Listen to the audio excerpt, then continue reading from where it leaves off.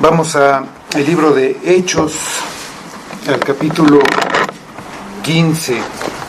Hechos 15, vamos a leer hasta el versículo 12. Entonces, algunos que venían de Judea enseñaban a los hermanos: si no os circuncidáis conforme al rito de Moisés, no podéis ser salvos.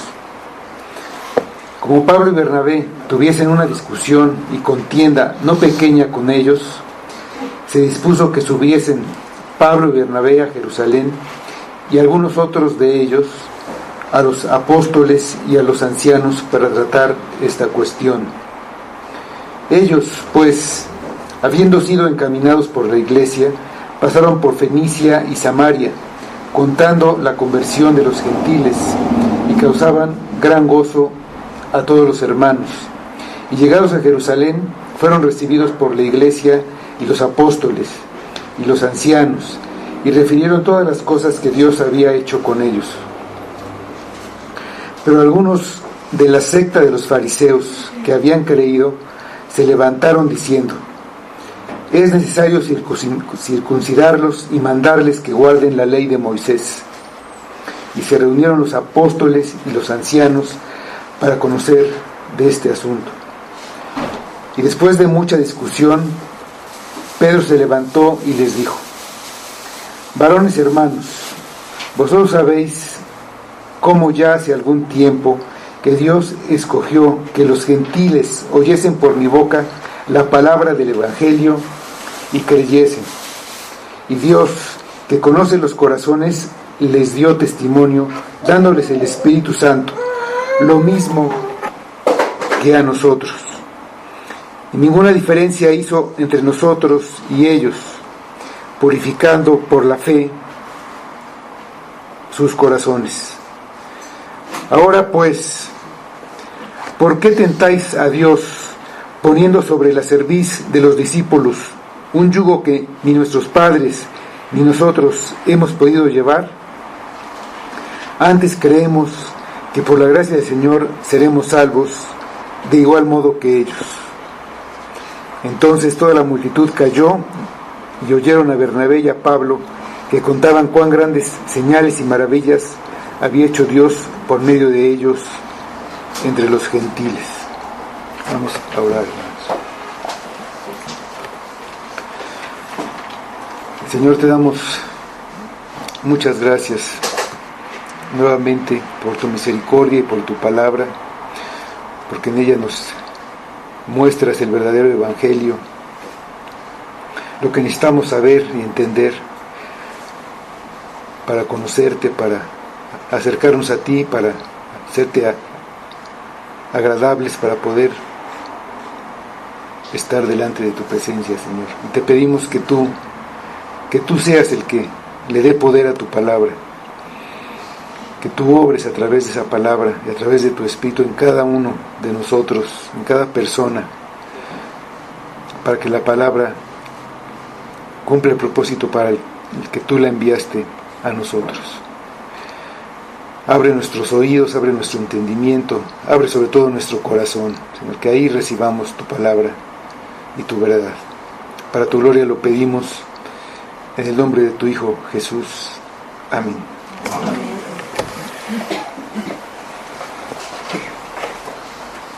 Entonces vemos aquí que los fariseos pedían algunas cosas que hacer para ser salvos.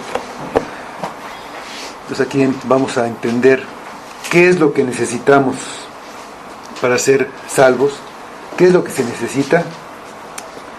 Bueno, para entrar un poquito en el contexto, antes de este capítulo, lo que veíamos antes, habían salido Pablo y Bernabé en un viaje misionero. Después regresaron por varias ciudades, volvieron ahí en su viaje, estuvieron en varias ciudades, ahí predicaron el Evangelio, hicieron discípulos, fundaron iglesias, y otra vez regresaron pasando por los mismos lugares para confirmar y alentar a los nuevos creyentes. Y finalmente regresaron a Antioquía, ahí donde había empezado el viaje, y era la iglesia que los había enviado a este viaje. Ahí fueron encomendados a la gracia de Dios para hacer la obra de la gracia de Dios. Entonces se reunieron ahí con los de la iglesia y les contaron todo lo que había pasado en el viaje y cómo se les había dado la fe a los gentiles. Dios se les había dado la fe a los gentiles, y se quedaron ahí en esta iglesia de Antioquía por mucho tiempo, dice al final del capítulo 14. Y entonces aquí es donde empieza. Entonces algunos que venían de Judea enseñaban a los hermanos. Entonces vinieron algunos de Judea, en donde estaba la iglesia de Jerusalén.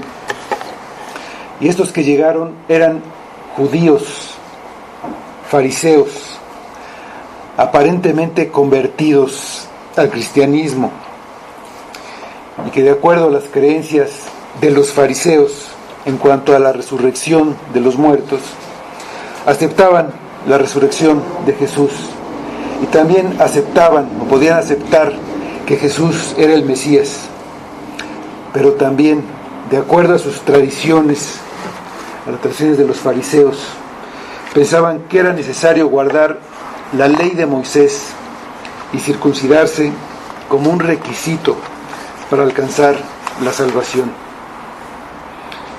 Ellos mismos se pusieron en un lugar de maestros y quisieron imponer lo que ellos pensaban a toda esta iglesia de Antioquía. No los había enviado la iglesia de Jerusalén, tampoco lo que estaban enseñando era lo que enseñaba la iglesia de Jerusalén. Ahí en el mismo capítulo 15, en el versículo 24, dice: por cuanto hemos oído que algunos que han salido de nosotros, a los cuales no dimos orden, os han inquietado con palabras, perturbando vuestras almas, mandando circuncidaros y guardar la ley. Entonces llegaron ahí a enseñar sin otra autoridad que la que ellos se impusieron a sí mismos. Entonces Pablo y Bernabé se opusieron a estas enseñanzas que eran contrarias a lo que ellos enseñaban, a todo lo que habían estado predicando en su viaje misionero,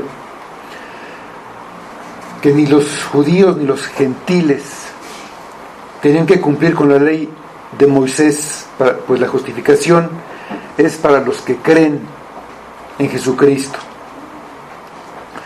Ahí esto es lo que enseñaban en su viaje misionero, como dice Hechos 13:39, y que de todo aquello que por la ley de Moisés no pudisteis ser justificados, en él es justificado todo aquel que cree. La práctica de los apóstoles era la de no pedir a los prosélitos la circuncisión. Tampoco Pedro la pidió en la casa de Cornelio a los que estaban ahí, que esos eran gentiles. Ni Pablo y Bernabé tampoco la pidieron a los prosélitos de las ciudades donde iban, ni tampoco a los que eran totalmente gentiles. Lo que pidieron, pero no como requisito para salvación, sino para poder incorporarlos a la iglesia, fue el bautismo, como hizo Pedro ahí con los de Cornelio. Entonces hubo una discusión, una contienda que amenazaba la unidad de la iglesia.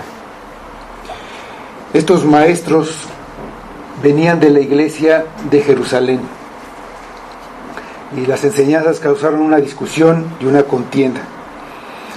Es por ese motivo que las dos congregaciones, la de Antioquía y la de Jerusalén, se debían reunir por medio de representantes para buscar un consejo y para buscar preservar la unidad. Entonces la iglesia de Antioquía comisiona a Pablo y Bernabé con otros miembros de la iglesia para que vayan a la iglesia de Jerusalén a tratar este asunto. Ahí en el viaje, ahora lo que leímos, que pasaron por Fenicia y por Samaria, que eran lugares donde había creyentes no judíos, algunos gentiles, algunos los samaritanos, y contaban ellos a los hermanos la conversión de los gentiles en su viaje, y de eso les causaba a los hermanos gran ánimo y gozo. Cuando llegaron a Jerusalén, se reunieron con la iglesia y también con ellos compartieron lo que había pasado en su viaje con los hermanos, con los ancianos y los apóstoles. Ahí ya en la iglesia de Jerusalén, después de haber contado esto a la iglesia, dice el versículo 5 de nuestro pasaje de Hechos 15. Pero algunos de la secta de los fariseos que habían creído se levantaron diciendo: es necesario circuncidarlos y mandarles que guarden la ley de Moisés. Estos fariseos seguían pensando, igual que lo hacían antes, que solamente haciéndose completamente judíos, alguien que se hiciera completamente judío, incluyendo la circuncisión y todo lo demás que mandaba la ley, es decir, siguiendo todos los ritos, todos los sacrificios, las prohibiciones de alimentos, las ofrendas, las ceremonias, los días de reposo, guardando toda la ley de Moisés, y muy probablemente también las tradiciones que tenían como secta de los fariseos. Era posible ser salvo guardando todas estas cosas. Ellos eran miembros de la iglesia, pero no eran verdaderos creyentes. Fueron llamados judaizantes porque querían seguir con la religión judía dentro de la iglesia cristiana. Pablo dice que ellos entraron a escondidas, de una manera encubierta. Vamos a Gálatas 2:4.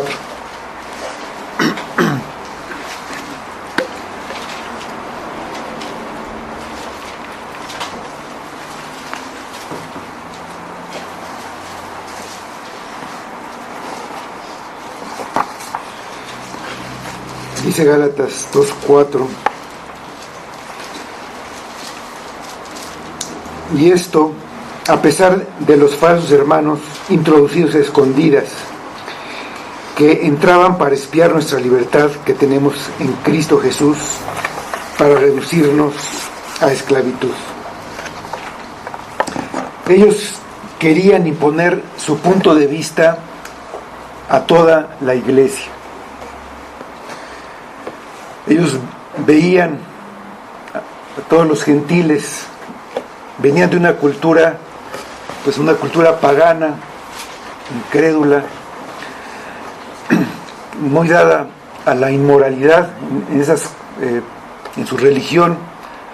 Todos sus cultos estaban muy ligados a la inmoralidad. Entonces ellos creen que guardar la ley va a lograr que el pecado no se manifieste. Ponen toda la ley, todas las reglas de la ley. Creen que la ley logra vidas más morales. Y entonces, de acuerdo a esta conducta, entonces ya se alcanza la salvación. Ese error ha perdurado hasta el día de hoy. Hay muchos que dicen que hay que hacer obras para alcanzar la salvación. Estas obras van desde aceptar a Cristo,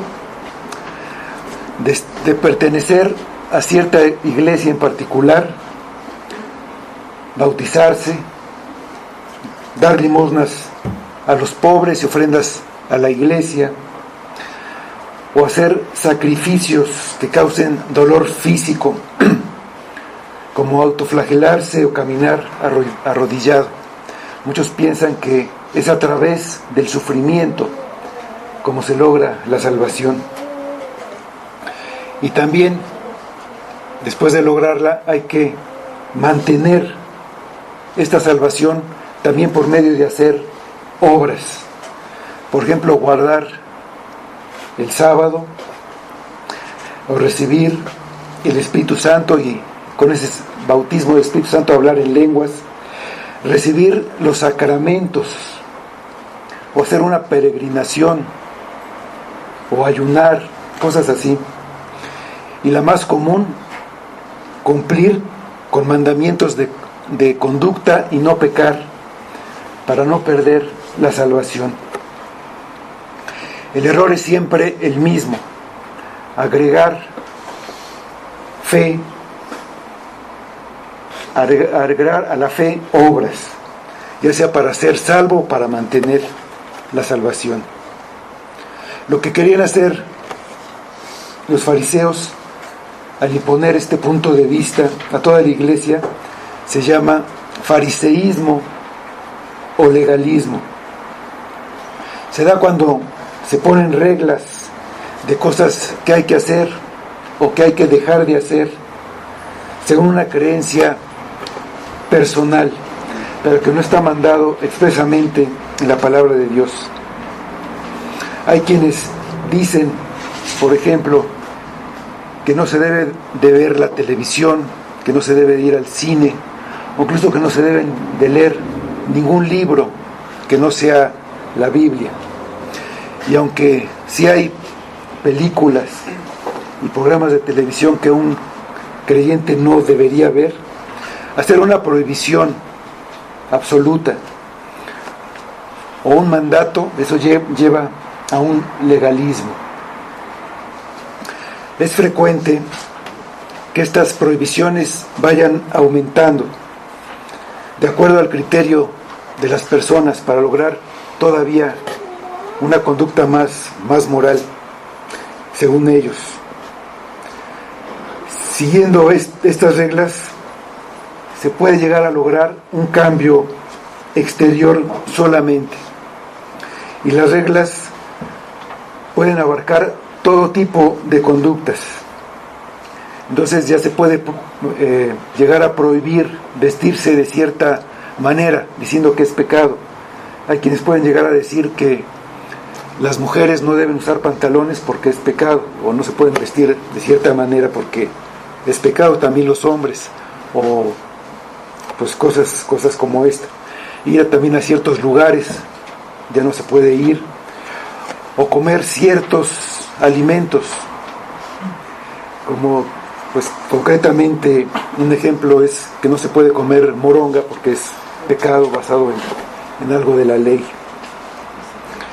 También se le puede decir a un hombre que en su trabajo no debe atender o no debe darle el servicio que él presta a una mujer porque se pone en peligro de pecar.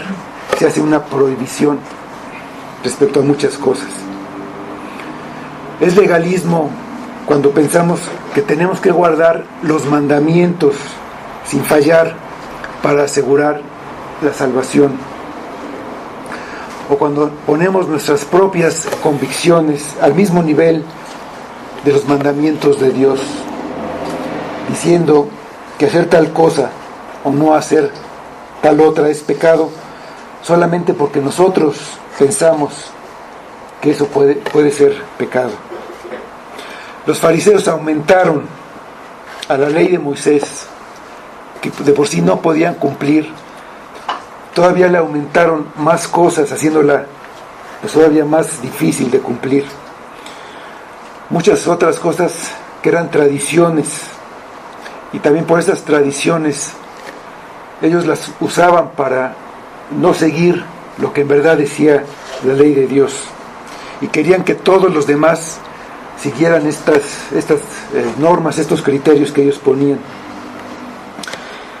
Querían con esto dar una apariencia exterior y dar una apariencia de piedad, pero en el interior no guardaban a Dios. Cristo los reprendió por esto. Vamos a Mateo 15, versículos 7 a 9.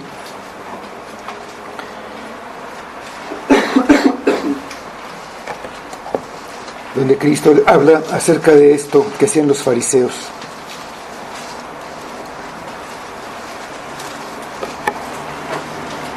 Dice Mateo 15, del 7 al 9.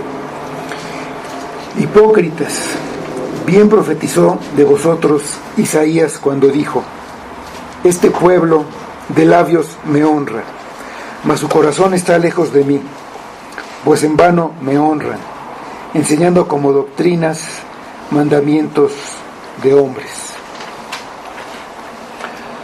Aquí en la época de nosotros, hay quienes dan al bautismo la misma importancia que los judaizantes daban a la circuncisión. Tenemos, por ejemplo, un ejemplo en la Iglesia Católica que dice que si alguien no se bautiza, no puede salvarse. Están igualmente equivocados como los judaizantes. La salvación es una obra de Dios de principio a fin, sin necesidad de que el hombre cumpla con algo. Que la salvación no sea por obedecer la ley, no debe llevarnos a pensar que la obediencia no importa y que entonces podemos llevar vidas desordenadas y hacer lo que queramos. Ya no tenemos que cumplir con los ritos y sacrificios de la ley de Moisés. Todo eso quedó abolido cuando la ley la cumplió Cristo y nosotros la cumplimos con Él, en Él, incluyendo la circuncisión, que fue sustituida por el bautismo en el nuevo pacto. Pero todas las ceremonias y ritos de la ley de Moisés señalaban a Cristo, y Él es el cumplimiento de todas ellas. Estando unidos a Él, tenemos la justicia perfecta que la obediencia de las ceremonias solamente señalaba. En el Nuevo Testamento, el bautismo ha tomado el lugar de la circuncisión, pero el verdadero significado de ambos ritos nos pertenece en Cristo. Vamos a Colosenses 2, 11 y 12.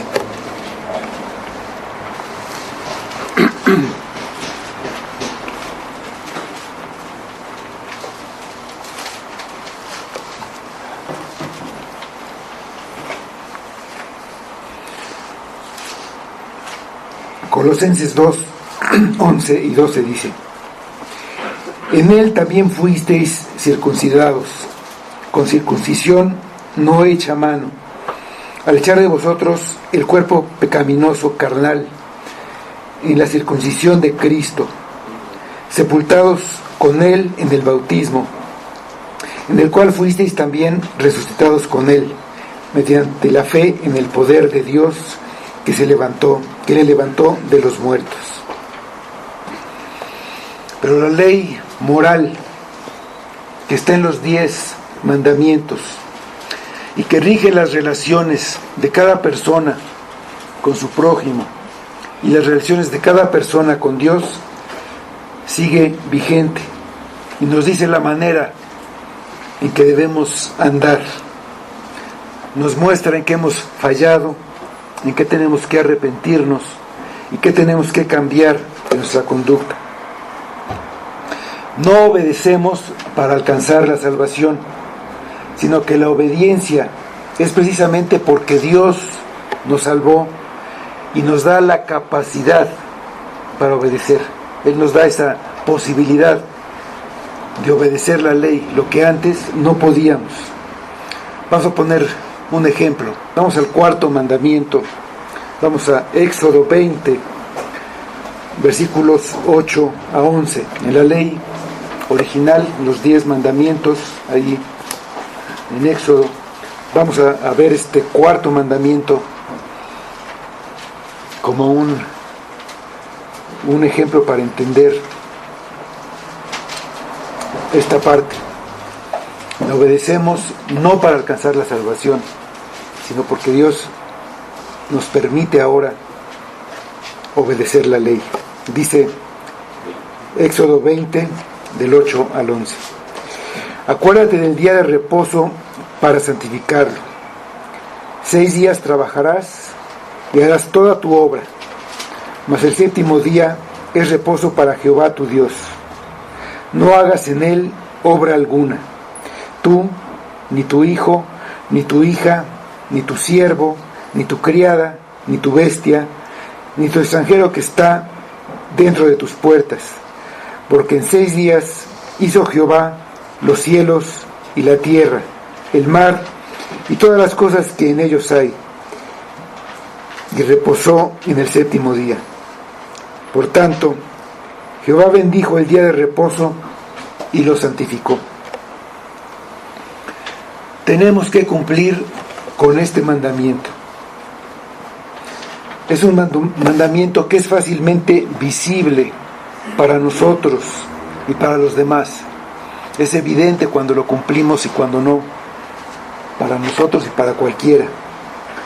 Lo podemos cumplir aparentemente y estar aquí el domingo, pero nuestro corazón y nuestra mente pueden estar en otro lado. Entonces en realidad no estamos cumpliendo. Si lo cumples, no por eso tienes la salvación, pero lo cumples porque quieres cumplirlo, porque quieres agradar y agradecer a Dios, porque lo amas y tu más grande anhelo es tener comunión con Él. Tienes deseos de conocerlo más y no hay nada más importante en tu vida que alabarlo, glorificarlo y estar con otros que también lo aman y nos ayudan a nosotros a amarlos a ellos y nos alientan en nuestra esperanza. Vamos a Hebreos 10, 24 y 25.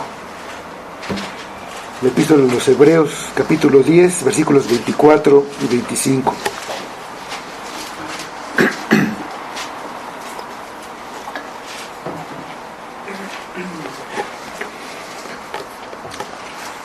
Dice: y considerémonos unos a otros para estimularnos al amor y a las buenas obras, no dejando de congregarnos como algunos tienen por costumbre, sino exhortándonos, y tanto más cuando veis que aquel día se acerca. Pero si faltas continuamente el domingo, si hay cosas más importantes que tienes que hacer, o si estás cansado, o frecuentemente pasan cosas el domingo que te impiden llegar, siempre hay manifestaciones de los maestros, o que se cierran una calle, o se poncha una llanta, o se le acabó la gasolina al metro, cosas así. Y entonces tú piensas que avisando ya cumpliste. No es que se les dé permiso, o sea, no se da un permiso. Debes preguntarte tú si en verdad Dios te salvó y si en verdad lo amas. Hay personas fuera de la iglesia, personas del mundo, que tienen una verdadera pasión por algo. Vamos a poner un ejemplo, un equipo de fútbol, un equipo deportivo. Y esa es su pasión. Y entonces a ellos les interesa todo lo que pasa alrededor de este equipo. Van a ver los partidos, no les importa que esté lloviendo, que haga calor, que sea muy lejos. ni el precio del boleto que tengan que pagar. Quieren estar presentes y ver a su equipo, y hacen lo necesario para estar ahí. Entonces la pregunta es, ¿tú tienes una pasión por Dios? No para alcanzar la salvación, sino como fruto de esa salvación. Sí hay circunstancias que obligan a faltar a la iglesia, como puede ser una enfermedad o verdaderas necesidades familiares, un familiar enfermo, una persona, un hijo. Incluso también hay cuestiones de trabajo, emergencias, y también pues situaciones que se dan en los trabajos, que le dicen a alguien, si no vienes este domingo te voy a despedir, te voy a correr. Y pues no podemos totalmente excluirnos del sistema del mundo, por lo que no puede haber una regla, sí, pero no se puede generalizar. El punto importante está en el corazón, y no debemos juzgar a los demás.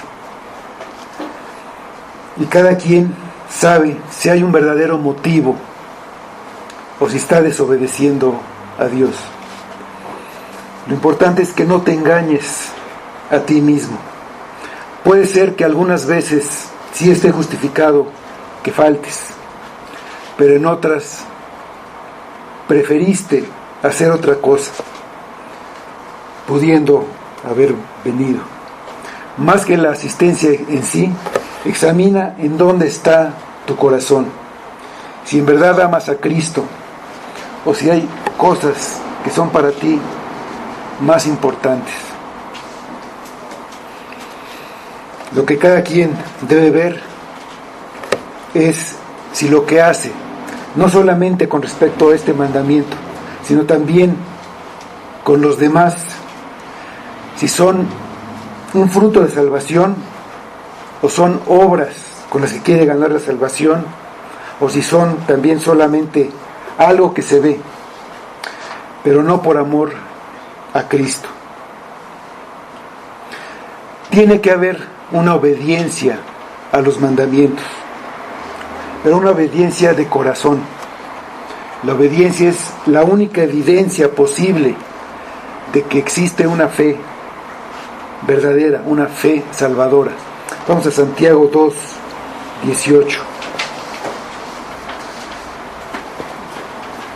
Esas obras de obediencia, esa obediencia a los mandamientos, son una muestra, es algo que muestra, que enseña nuestra fe. Dice Santiago 2:18. Pero alguno dirá, tú tienes fe y yo tengo obras. Muéstrame tu fe sin tus obras y yo te mostraré mi fe por mis obras. Así que con nuestra conducta sí enseñamos, sobre todo a nosotros mismos, que nuestra fe es verdadera. Ahí la podemos ver. Pero si tu corazón está lejos de Dios y no hay una evidencia de una fe verdadera, entonces arrepiéntete y pide a Dios que te perdone. Te puedes engañar a ti mismo, pero a Él no lo puedes engañar. Entonces ve a Cristo y confía solamente en Él. Pídele que te dé esa fe, ese amor por Él, el amor por Dios. Ve a Cristo, la salvación es solamente por creer en Él, sin agregar ninguna obra, sin agregar nada. Entonces decir de una manera absoluta que faltar a la iglesia el domingo es pecado, es legalismo. No asistir, pudiendo hacerlo, sí es pecado. Es un asunto de corazón, un asunto de conciencia. No solamente en esto, sino en todas las cosas. Si tú piensas que hacer algo es pecado, no lo hagas. pero no quieras imponerlo a los demás. Vamos a ver Romanos 14:14. Muchas de las cosas que podemos nosotros ver como malas, no necesariamente para todo mundo es igual. Dice Romanos 14:14. Yo sé y confío en el Señor Jesús, que nada es inmundo en sí mismo, mas para el que piensa que algo es inmundo, para él lo es. Pues ahí en la iglesia de Jerusalén, ya están en Jerusalén, están los enviados de la iglesia de Antioquía, y los fariseos presentaron su demanda legalista. Los dirigentes de la iglesia de Jerusalén, los ancianos y los apóstoles que estaban todavía ahí en Jerusalén, había sido dispersada la iglesia, pero los apóstoles permanecieron en Jerusalén. Se reunieron para aclarar el tema. Para los judaizantes, el evangelio que predicaba Pablo estaba incompleto, le faltaba cumplir con la ley. Para Pablo y Bernabé, agregar eso al evangelio era pervertirlo. Entonces vamos al versículo 6 de nuestro pasaje y leemos hasta el 9, y dice: y se reunieron los apóstoles y los ancianos para conocer de este asunto, y después de mucha discusión, Pedro se levantó y les dijo: varones hermanos, vosotros sabéis cómo ya hace algún tiempo que Dios escogió que los gentiles oyesen por mi boca la palabra del evangelio y creyesen. Y Dios, que conoce los corazones, les dio testimonio dándoles el Espíritu Santo, lo mismo que a nosotros. Y ninguna diferencia hizo entre nosotros y ellos, purificando por la fe sus corazones. Entonces hubo un debate ahí en la iglesia. Los fariseos presentaron sus razones, y Pablo y Bernabé de la otra iglesia presentaron los suyos, y ahí el Espíritu Santo obró para guiar a la iglesia en cuanto a qué convicción debían tomar. Vamos a Hechos 15,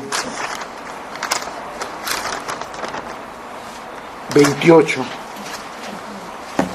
Después de terminar el concilio, dice: porque ha parecido bien al Espíritu y a nosotros no imponeros ninguna carga más que estas cosas necesarias. Esto para ver que el Espíritu es el que estaba guiando esta reunión. Entonces Pedro tomó la palabra. Aquí nada más vamos a notar un auditorio distinto al que habla Pedro. No son judíos, no son gentiles, sino predica a la iglesia que está reunida en Jerusalén.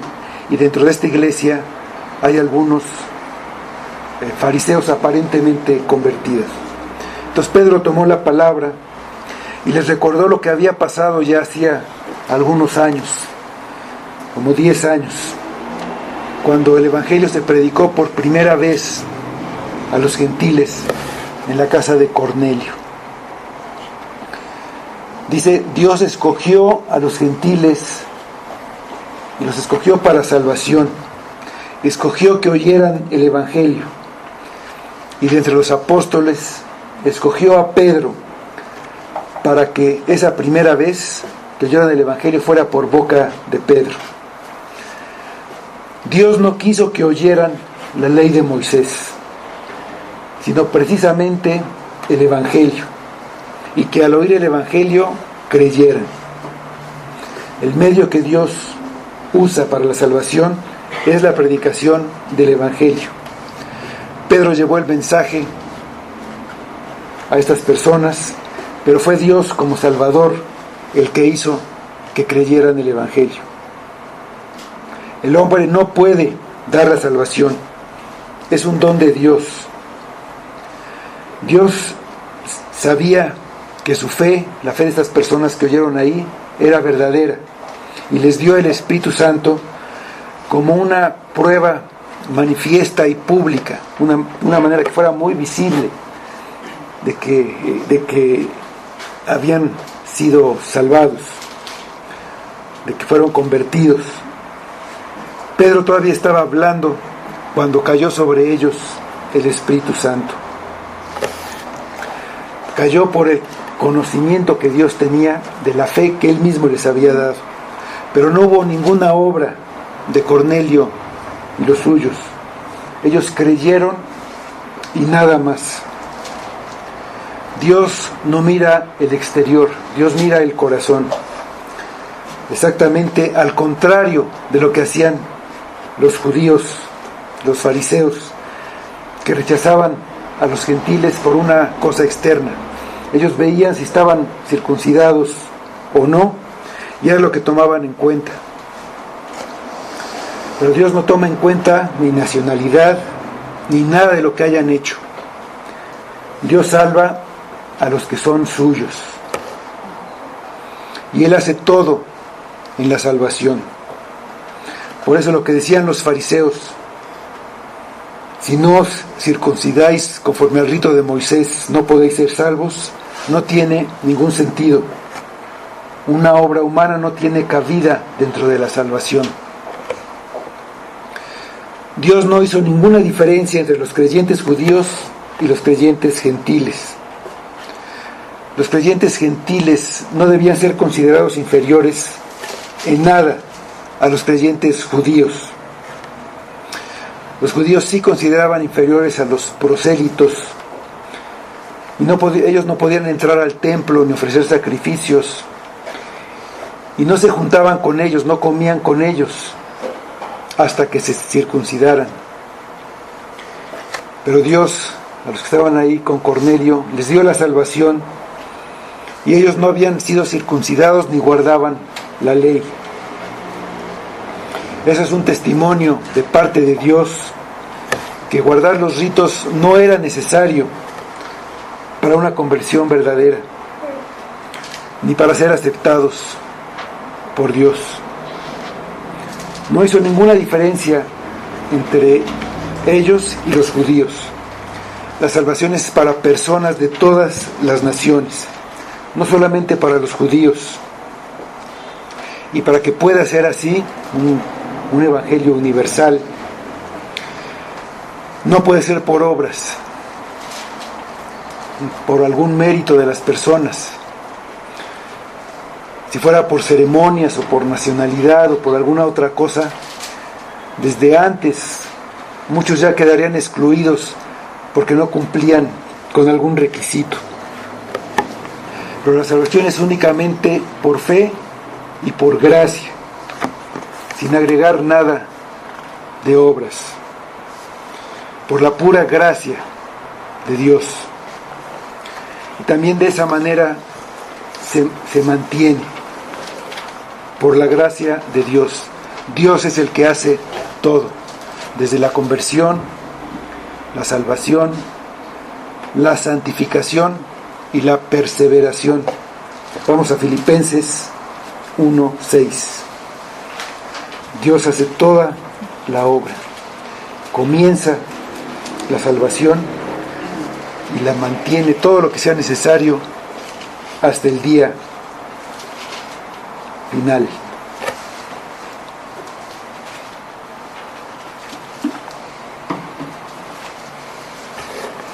Dice Filipenses 1:6: estando persuadido de esto, que el que comenzó en vosotros la buena obra, la perfeccionará hasta el día de Jesucristo. Para que el Evangelio sea para todo mundo, debe ser por gracia, sin haber cumplido algo previamente.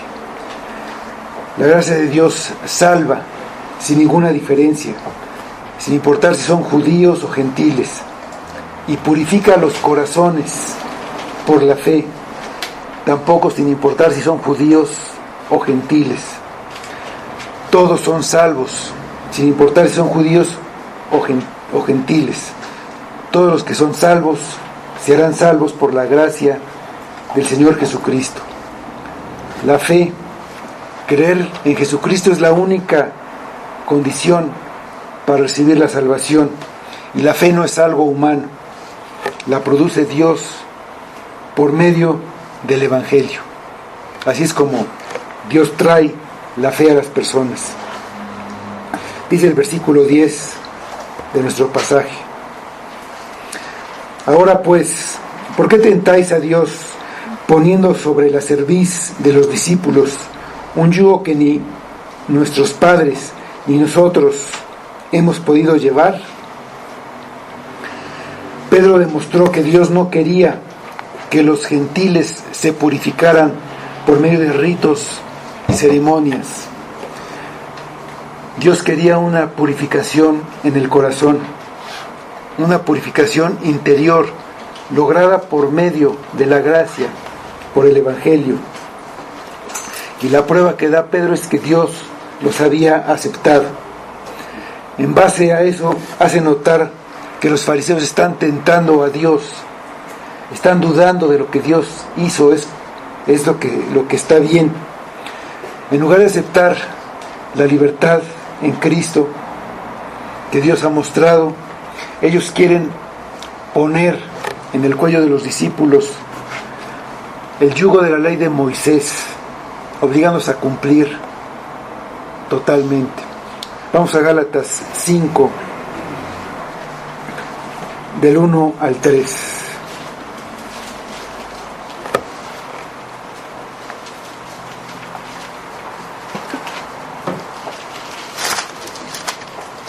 Gálatas 5 del 1 al 3.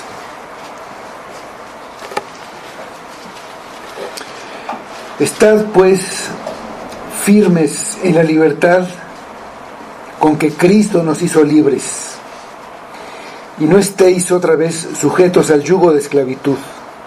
He aquí, yo Pablo os digo que si os circuncidáis, de nada os aprovechará Cristo. Y otra vez testifico a todo hombre que se circuncida, que está obligado a guardar toda la ley. Da otro argumento que no se puede rebatir. La realidad es que ni siquiera los defensores más fervientes de la ley la cumplieron, ni ellos ni sus padres que tanto veneraban. Si la ley nunca se cumplió, si ellos no pudieron salvarse por la ley, porque no la cumplieron, y era tan pesada que ellos no pudieron llevarla, ¿por qué querían imponerla a otros? Los judaizantes decían que era imposible ser salvo sin observar la circuncisión y la ley de Moisés. Pedro responde que es imposible ser salvo observando estas cosas. No en el sentido de que una persona circuncidada no se puede salvar, pero sí en el sentido que haciendo esas cosas nadie puede obtener la salvación. Dice en el versículo 11: antes creemos que por la gracia del Señor Jesús seremos salvos de igual modo que ellos. Dice que los judíos van a ser salvos de la misma manera que los gentiles. Que un cristiano judío era salvo por la fe, igual como lo fueron los gentiles, y no por guardar la ley y por la circuncisión. Una persona es salva sin importar si es judía o gentil, únicamente por la fe en Cristo. Somos salvados por la gracia cuando obedecemos el Evangelio, cuando nos arrepentimos de nuestros pecados y creemos en Jesucristo. Y es la gracia, después de que recibimos la salvación, la que nos purifica y también nos lleva a sacar el pecado de nuestras vidas, a vivir una vida santa y obedeciendo toda la ley de Cristo, en medio de un mundo lleno de maldad, un mundo que nos empuja hacia el otro lado, pero cumplimos por la gracia. Vamos a Tito 2, 11 a 14.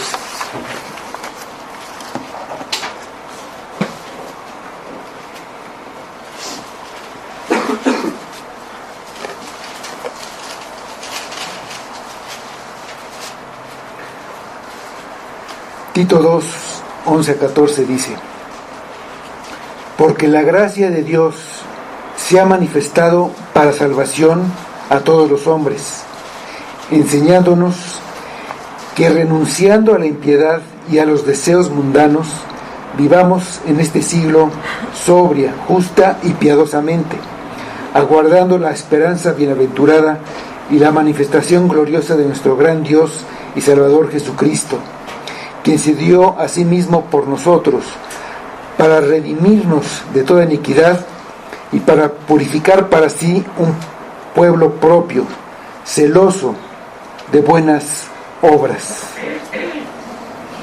Pues las obras buenas sí son para nosotros y somos celosos para hacerlas, pero no para alcanzar la salvación. Tenemos que obedecer la ley, pero como fruto de la salvación, no para lograrla. El deber de la iglesia es guardar este evangelio de la gracia. Si no preservamos este evangelio, no tenemos ningún mensaje que comunicar. El evangelio, para alcanzar a todos, tiene que ser el evangelio verdadero, el evangelio de la gracia de Cristo. Cuando este mensaje se predica, nos podemos regocijar. Y para preservar este mensaje, debemos estar dispuestos a pelear, a luchar por él. El evangelio de Cristo es nuestra única esperanza y el único tesoro que tiene la iglesia.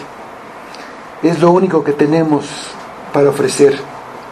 Si lo perdemos, perdemos la razón de existir como un cuerpo y perdemos toda posibilidad de salvación.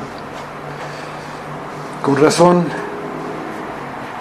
Pablo, Bernabé y Pedro no pueden dejar que esto pase. Se sienten obligados a dar testimonio y a luchar a favor de la verdad. Pues ahora podemos recordar y responder a la pregunta: ¿qué es lo que necesitamos para ser salvos? Vamos a orar, hermanos.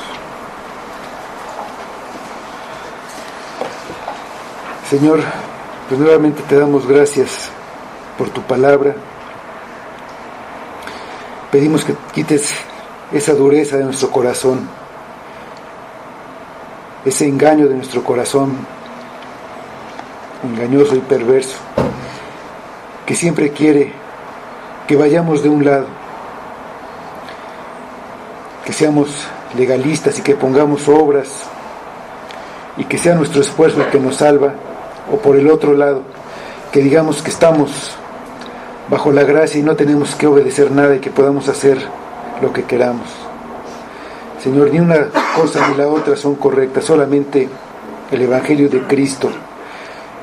Por medio de él obedecemos la ley, pero como fruto, para agradar a Cristo, como fruto de salvación, no para lograrlo. Obra en nosotros, Señor, para que quites el legalismo, pero también que quites nuestro deseo de vivir como si no tuviéramos una ley. Tenemos la ley de Cristo.